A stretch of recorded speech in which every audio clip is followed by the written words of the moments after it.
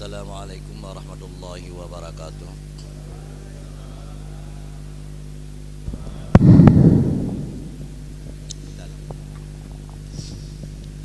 Alhamdulillahilladzi an'amana alaina bi nikmatil imani wal islam.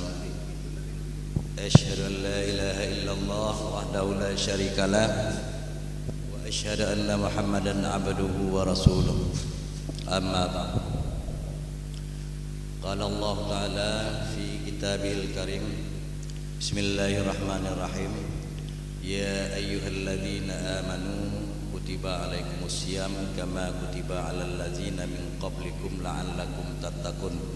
Al-Baqarah 183. Yang pertama dan paling utama, marilah sama-sama kita memanjat puji dan syukur kita selalu kepada Allah Subhanahu wa Ta'ala yang telah memberikan kesempatan, kesehatan dan umur panjang kepada kita semua, sehingga pada hari yang berbahagia ini kita sebagai keluarga besar Pengadilan Agama Lamongan masih sempat berjumpa di tempat yang kita sama-sama cintai ini dan di bulan yang mulia ini, karena tanpa ada izin dari Allah, tanpa diberikan umur panjang oleh Allah, sudah pasti kita tidak akan berjumpa kembali di Musalla Al-Mahkamah ini pada bulan Ramadan 1445 Hijriah ini, setelah kita tinggalkan setelah Ramadan 1444 Hijriah yang lalu. Selanjutnya selawat beriring salam marilah selalu kita sanjungkan keharibaan Nabi besar Muhammad sallallahu alaihi wasallam, Rasul akhir zaman. Tidak ada nabi dan rasul sesudahnya. Itu sudah ayatnya qat'i, bentuk peringatannya sudah qat'i, sehingga kalau ada seandainya ada orang-orang yang mengaku sebagai nabi dan rasul sekarang, sudah dipastikan itu adalah hoax atau pembodohan dan bohong belaka, tak perlu diikuti.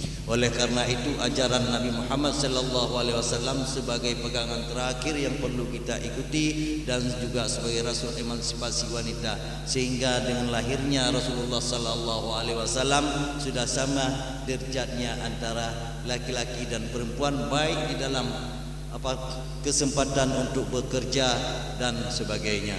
Oleh karena itu sudah sepantasnya lah kita selalu bersolawat kepada Nabi besar Muhammad sallallahu alaihi wasallam. Yang sama-sama kita hormati Ibu Wakil Ketua Pengadilan Agama Lamongan, Bapak-bapak dan ibu-ibu hakim yang hari ini sudah berkesempatan hadir, Bapak Panitra, kebetulan Bapak Sekretaris ada izin mendadak cuti, ada kepentingan mendadak hari ini belum bisa berkumpul di musala ini. Kemudian yang sangat saya hormati Bapak Panitra Pengganti Bapak Ujaidi sebagai PP Pengadilan Tinggi Agama Surabaya yang saat ini ditugaskan di Pengadilan Agama Lamongan, jurusita pengganti tinggi. Kemudian bapak dan bapak-bapak, para panitra muda walaupun sudah tua, kemudian ibu-ibu Kasubang, para hadirin hadirat peserta salat jamaah tuhur dan peserta tadarus nantinya di Musalla Al-Mahkamah Pengadilan Agama Lamongan ini yang sangat saya hormati. Sesuai dengan apa yang telah kita laksanakan pada tahun sebelumnya, yaitu setelah salat zuhur di bulan Ramadan kita adakan tadarus bersama di Musalla Al-Mahkamah ini. Namun hari ini sesuai dengan permintaan dari Ketua Takmir Musalla supaya ada kultum lebih kurang, kultum nggak ada lebih kurang lagi, memang 7 menit ya. Iya, adanya kultum di hari pertama yang jadwalnya sudah dibikin, yaitu di hari Senin. Cuma karena hari Seninnya tidak masuk kerja, jadi beralih ke hari Rabu. Makanya tetap saya juga harus yang pertama. Kalau tidak sebenarnya jadwalnya sudah lewat hari Senin dan hari Selasa. Kayaknya kami sudah lewat. Cuman karena digeser juga ke hari Rabu, makanya ada kesempatan. Jadi sebagaimana kita ketahui, ayat yang telah saya bacakan tadi itu kayaknya nggak ada lagi yang nggak pernah dengar. Bahkan sudah sangat laku kalau sudah mau masuk bulan Ramadan. Itu adalah ayat yang sangat laku, apalagi sudah mulai di bulan Ramadan. Itu mau kemana pun kita salat tarawih, mau dimanapun kita mendengarkan ceramah, judulnya ya tetap surat Al-Baqarah ayat 183, yang maknanya dari ayat tersebut adalah diperintahkan kepada kita orang-orang yang beriman untuk melaksanakan ibadah puasa Ramadan. Makanya jangan heran kalau ada di antara teman-teman yang nantinya yang tidak puasa, nggak usah nanya. Rumusnya sudah ada apa? Yang diwajibkan berpuasa adalah orang-orang yang beriman. Apakah orang-orang yang enggak puasa enggak beriman? Beriman, tapi masih tipis-tipis.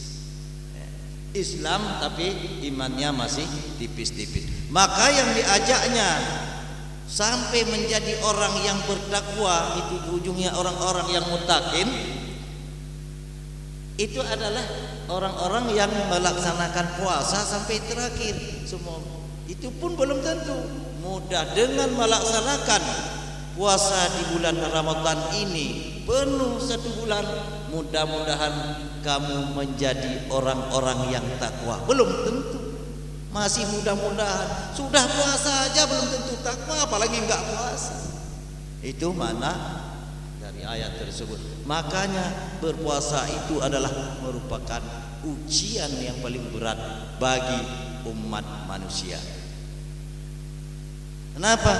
Ibadah puasa ini adalah ibadah yang tersembunyi, ibadah yang tidak bisa ditonton oleh orang lain, tidak bisa diperiksa oleh orang lain benar atau tidak puasanya dia. Nggak ada yang tahu. Ini siapa yang bisa membuktikan di antara yang duduk ini ada yang nggak puasa atau enggak? Bisa. Nah, karena itu adalah ibadah yang tersembunyi. Oleh karena itu nilai puasa itu sangat tinggi. Mulai kapan puasanya? Mulai dari terbit fajar. Saya mau puasa mau tidak nggak ada yang tahu. Di rumah cuma sendiri, mau makan sepuas-puasnya, pergi ke kantor nggak ada yang tahu. Sampai sini keringkan mulut. Nggak ada yang tahu.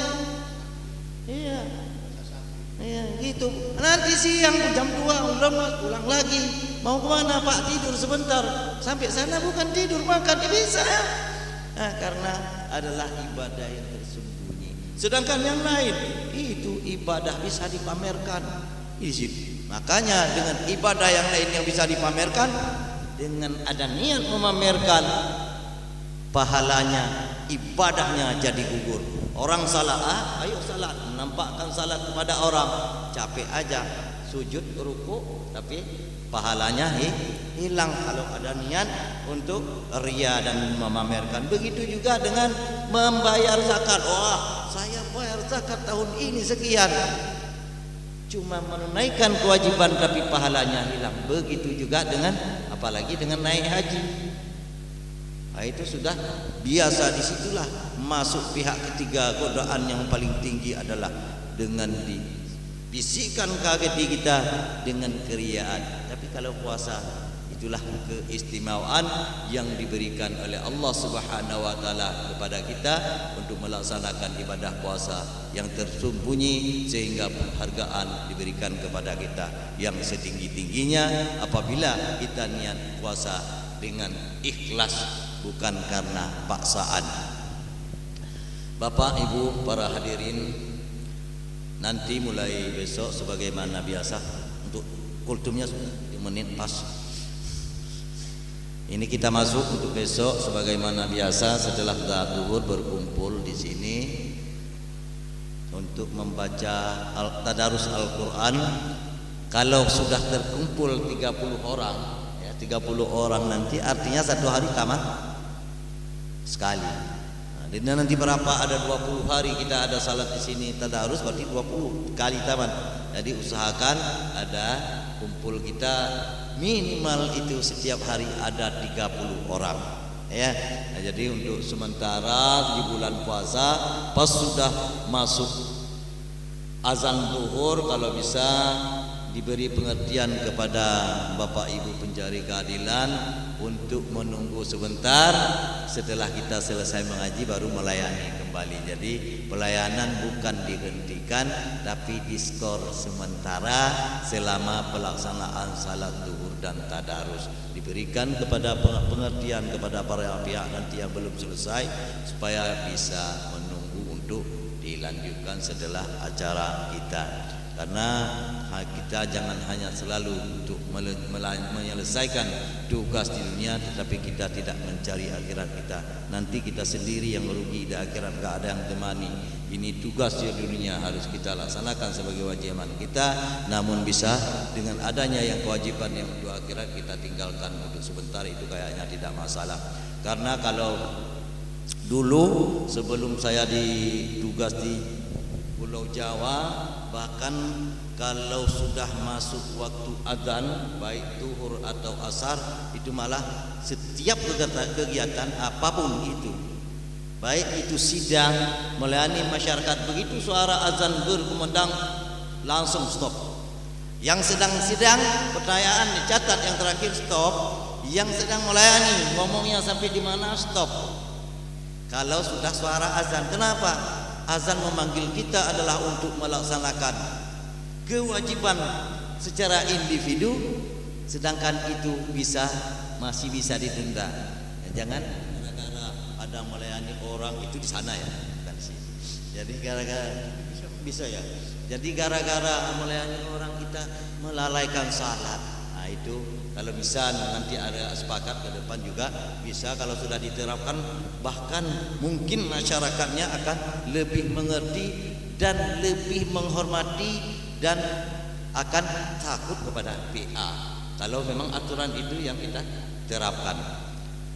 Jadi bahagianya lagi kita yang ada di sini termasuk saya secara pribadi melaksanakan puasa bukan di daerah saya sendiri, itu merupakan ada tantangan yang lebih besar kalau khusus bagi saya. Kenapa? Kalau di sana keluar dari rumah sampai jam asar itu tidak ada pernah melihat orang jualan makanan basah, itu nggak ada. Tapi kalau di sini dari pagi sudah buka warung, jadi tantangan bagi saya, maka tambah pahala saya selama puasa di Pulau Jawa. Jadi begitu buka di rumah keluar sudah ada bau harum kopi, apalagi harum kopi ada orang merokok, aduh siksa sebenarnya kan. Jadi berarti besar tantangan. Tapi kalau di sana nggak ada tantangan apa-apa. Orang jualan makanan basah apalagi warung kopi itu nggak ada yang buka. Kalau ada orangnya ditangkap dicambuk. Nah, di Aceh itu ada orang jualan makanan basah, nasi dan sebagainya itu sebelum waktunya yang apalagi kalau kayak jualan Kentucky ya Pak Solihin, kayak jualan Kentucky, jadi wajahnya ditutup kakinya nampak, itu kan jualan Kentucky, orang duduk di warung gitu kan. Itu apa saya Pak Solihin kayak gitu. Jadi itu orangnya nggak lama itu ditangkap, diproses, itu biasa 40 kali cambuk. Nah, itu makanya tidak ada sana yang jualan. Mungkin ada orang yang nggak puasa ya di rumah sendiri terserah. Tapi yang memfasilitasi itu dapat hukumannya. Oleh karena itu berpuasa di sana itu sebenarnya pahalanya sudah berkurang. Kalau di Aceh berpuasa sudah berkurang karena apa? Godaan tidak ada lagi. Orang jualan nanti setelah asar baru boleh ada orang jualan jajanan untuk berbuka di pinggir jalan, itu mulai setelah salat asar. Baru mulai. Kalau yang sebelumnya mau beli siang untuk makan siang warung kue nggak ada, nggak bisa. Ya, memang nggak diizinkan di sana, sudah berlaku. Makanya dengan edaran yang terbaru itu tidak boleh, itu kayaknya juga nggak berlaku mungkin di sana itu ya. Baik, mungkin itu saja. Kepada ini saya ingatkan kepada pejabat teknis karena ada surat terakhir. Pejabat teknis semua ada BIMTEK seperti biasa, sudah ada lagi untuk diikuti pre-test dan post-test. Itu Kamis dan Jumat. Jadi acara BIMTEK-nya di hari Jumat Zoom, jadi pre-testnya hari Kamis. Cuman waktu pre-testnya enggak seperti biasa. Kalau biasa sore ini malam kayaknya ya. Malam mulai jam 6, jam 18 sampai 21. Begitu juga dengan post-testnya.